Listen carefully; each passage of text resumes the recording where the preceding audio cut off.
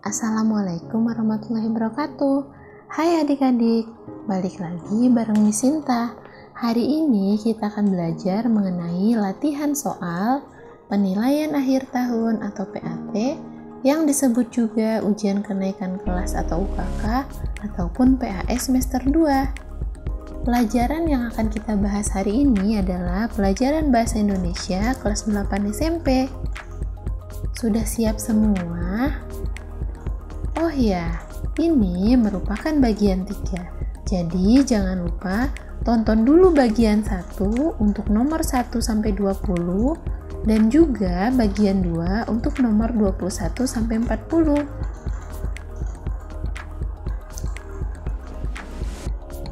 Karena kali ini kita akan langsung mulai soal esai nomor 41 sampai 45. Sudah siap semua? Oh ya, sebelum mulai, Miss Sinta ingin mengingatkan kembali ya, untuk pengerjaan soal bahasa Indonesia, kita baca dulu pertanyaannya, setelah itu baru kita baca ceritanya, untuk menghemat waktu. Sekarang kita masuk soal 41. Kita baca soalnya dulu ya. Buatlah analisis kekurangan dan kelebihan dari kutipan cerpen di atas. Oke, untuk mengetahui kekurangan dan kelebihannya, itu artinya harus kita baca ya. Suatu hari, di perjalanan pulang dari sekolah, Ika memberhentikan sebuah bus untuk ditumpanginya sampai rumah.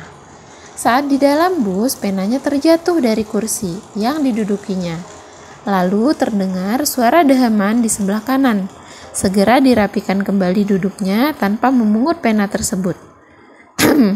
Getar suara itu lagi untuk kedua kalinya. Ika melirik pemilik suara. Hop, dia lagi. Rasanya ingin kuterjang tubuh besarnya.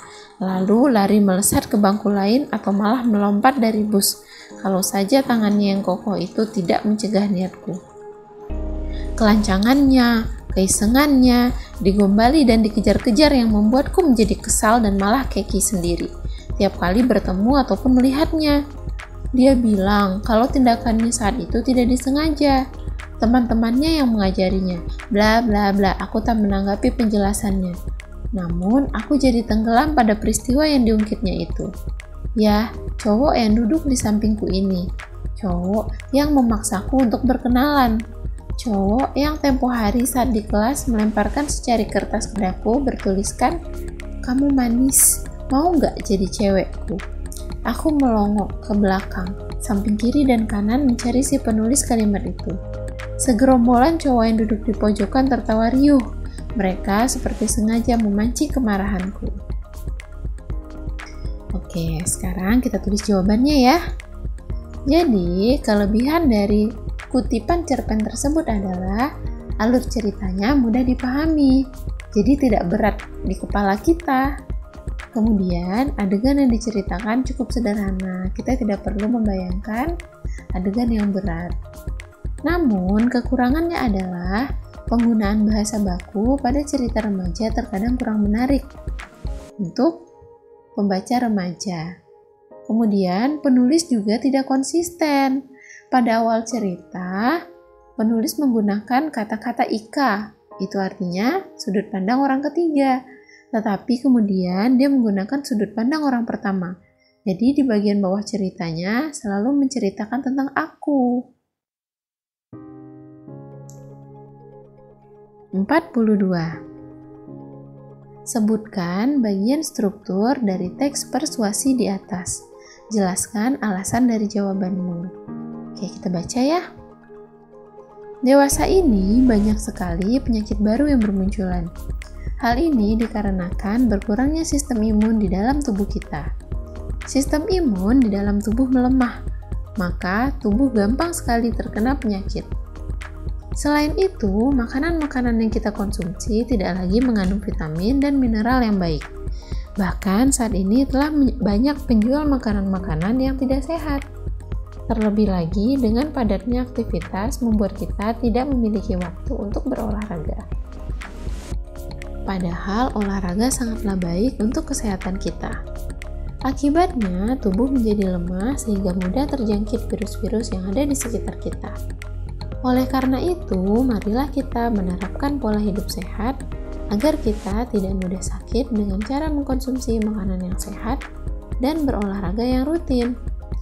Jadi, struktur dari teks persuasi itu ada 4. Yang pertama, pengenalan isu. Pada cerita, pengenalan isu ditandai dengan adanya kalimat, dewasa ini banyak sekali penyakit baru yang bermunculan. Hal ini dikarenakan berkurangnya sistem imun di dalam tubuh kita. Kemudian, pada bagian 2, terdapat banyak rangkaian argumen. Rangkaian argumen ini berupa, jika sistem imun di dalam tubuh melemah, maka tubuh gampang sekali terkena penyakit. Selain itu, makanan yang kita konsumsi tidak lagi mengandung vitamin dan mineral yang baik. Sampai bagian bawah, akibatnya tubuh menjadi lemah sehingga mudah terjangkit virus-virus di sekitar kita. Ini merupakan rangkaian argumen dari si penulis. Kemudian ada juga pernyataan ajakan dan juga penegasan kembali. Sebenarnya teks persuasi ini ada 4 ya.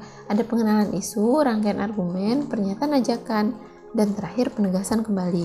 Tapi setelah Miss Sinta baca dari teks tadi, sepertinya penegasan kembalinya tidak ada. Jadi setelah rangkaian argumen, dia langsung ada pernyataan ajakan yang digabungkan dengan penegasan kembali di dalam satu kalimat yang sama. Jadi pernyataan ajakan dan penegasan kembalinya adalah kalimat, oleh karena itu marilah, berarti diajakan ya, marilah kita menerapkan pola hidup sehat. Kemudian dia tegaskan kembali, agar kita tidak mudah sakit dengan cara mengkonsumsi makanan yang sehat dan berolahraga yang rutin.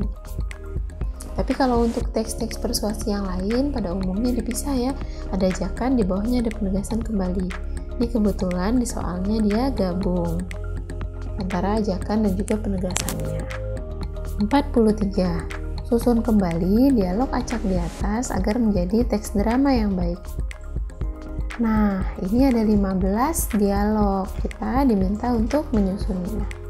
1. Adi, hus, jangan kencang-kencang. Berarti bukan itu mulainya ya.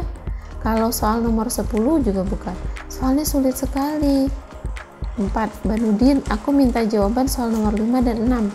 Sepertinya ini permulaannya ya, ketika si Banu meminta jawaban. Kemudian Banu lagi 10A, 11D, nomor 15 aku belum, Dini A dan C. Budi belum, 3 soal lagi. Banu, Bud, kamu sudah selesai? Kenapa? Kita sahabat, Bud, kita harus kerja sama. Tidak bisa, Ban. Iya, Bud, kita harus kerja sama. Aku minta jawaban nomor 15 sampai 20, Bud. Iya, kamu kan yang paling pintar di sini, Bud. Kenapa memang, Bud? Hanya 5 soal saja. Tapi bukan kerja sama seperti ini, teman-teman. Oke, mari kita susun ya. Atau adik-adik boleh Miss Sinta kasih dulu beberapa waktu, adik-adik boleh pause videonya jika adik-adik mau menyusunnya sendiri. Nanti dicocokkan dengan jawaban Miss Sinta pada slide berikutnya. Boleh ya, di pause di sini, adik-adik kerjakan dulu. Nah, sekarang kita masuk ke jawabannya. Jadi setelah kita susun, ternyata dimulai dari Banu. Din, aku minta jawaban soal nomor 5 dan 6. A dan C, kata Dini. Kalau soal nomor 10, 15, 11, dan 15 jawabannya apa, Ban? Nanyanya ke Banu nih. 10A, 11D, nomor 15 aku belum. Terus Adi bilang, hus, jangan kencang-kencang, nanti gurunya dengar. Sita bilang, soalnya sulit sekali, masih banyak yang belum aku kerjakan. Bud, kamu sudah selesai? Belum, tinggal 3 soal lagi. Aku minta nomor 15 sampai 20. Tidak bisa, Ban. Kenapa? Kita sahabat, Bud. Kita harus kerja sama. Iya, Bud, kita harus kerja sama. Iya, kamu kan yang paling pintar di sini, Bud. Terus Budinya bilang, tapi bukan kerja sama seperti ini, teman-teman. Mencontek ataupun memberi contek adalah hal buruk yang dosanya sama. Aku tidak mau mencontek karena dosa. Begitupun memberi contekan ke kalian. Aku minta maaf ya. Nah, ini susunannya ya. Bagaimana dengan jawaban adik-adik tadi? Sudah tepat apa belum? Sekarang lanjut soal 44. Menurut pendapatmu, kutipan teks di atas termasuk pada teks fiksi atau non-fiksi? Sertakan alasan dari jawabanmu. Kita baca dulu ya. Untuk menopang uang sakunya yang jauh dari cukup, Khairul pun berkuliah sambil berbisnis. Awalnya, ia berjualan buku kuliah stensilan. Kemudian juga berjualan kaos. Ia bersama temannya kemudian juga membuka usaha fotokopi di kampusnya. Ia juga membuka kios di daerah Senen Raya, Jakarta Pusat yang menyediakan aneka kebutuhan dan peralatan kedokteran dan laboratorium. Walau ia harus membagi waktu antara kuliah dan berbisnis, namun Khairul bisa menyelesaikan kuliahnya di kedokteran gigi dengan baik. Ia kemudian menyandang gelar sarjana kedokteran di belakang namanya. Namun, karena darah bisnis rupanya lebih kental, ia kemudian memutuskan untuk menjemput rezeki dari bisnis, bukan sebagai dokter gigi. Khairul kemudian lebih memantapkan bisnisnya dengan mendirikan PT Pariyarti Sindutama bersama 3 temannya pada tahun 1987. Bisnis ini bermodalkan hutangan dari Bank Eksim sebesar 150 juta. Oke, dia nanyanya ini fiksi apa non-fiksi ya? Jadi, untuk membedakan fiksi dan non-fiksi, kita harus tahu dulu ciri-cirinya. Kalau fiksi ini, dia dibuat dari imajinasi seorang penulis. Biasanya dijelaskan di situ ada alurnya, ada tokohnya, kemudian juga memenuhi syarat-syarat dari unsur intrinsik dan juga ekstrinsik. Sedangkan tulisan non-fiksi ini dia bukan imajinasi, tapi bersifat benar dan juga ada kejadian nyatanya. Nah, teks tersebut berarti merupakan teks non-fiksi karena isinya adalah kisah nyata dari seorang tokoh nyata bernama Khairul yang meraih sukses mendirikan PT Pariyarti Sindutama bersama 3 temannya pada tahun 1987.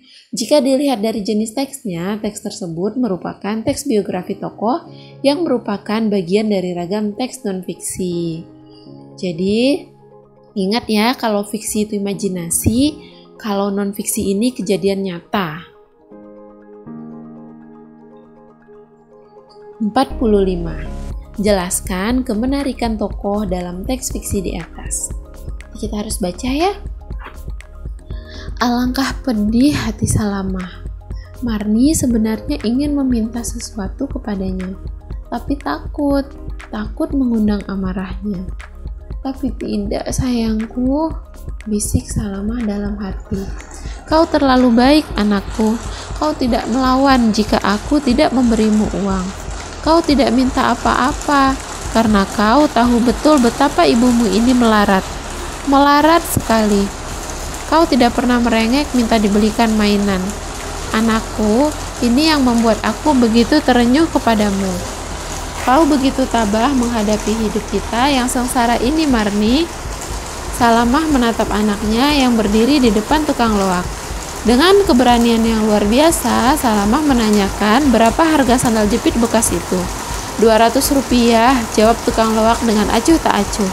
Hatinya semakin teriris, sedangkan Marni memandang sandal itu dengan mata berkilat-kilat. Alangkah sedihnya hati Salamah. 100 rupiah bang, tawarnya. Tukang loak itu tak menjawab, cuma menggelengkan kepalanya. Congkaknya orang itu. Salamah tak segera beranjak dari tempatnya. Jadi kalau dia bertanya kemenarikan tokoh, di sini kita bisa lihat ya, Marni merupakan tokoh seorang anak yang memiliki sikap yang dewasa. Ia tidak pernah meminta apa-apa dari ibunya karena menyadari ibunya yang hidup kekurangan. Marni juga anak yang tabah menghadapi hidup. Sedangkan Salamah, tokoh yang penuh kasih sayang terhadap anaknya.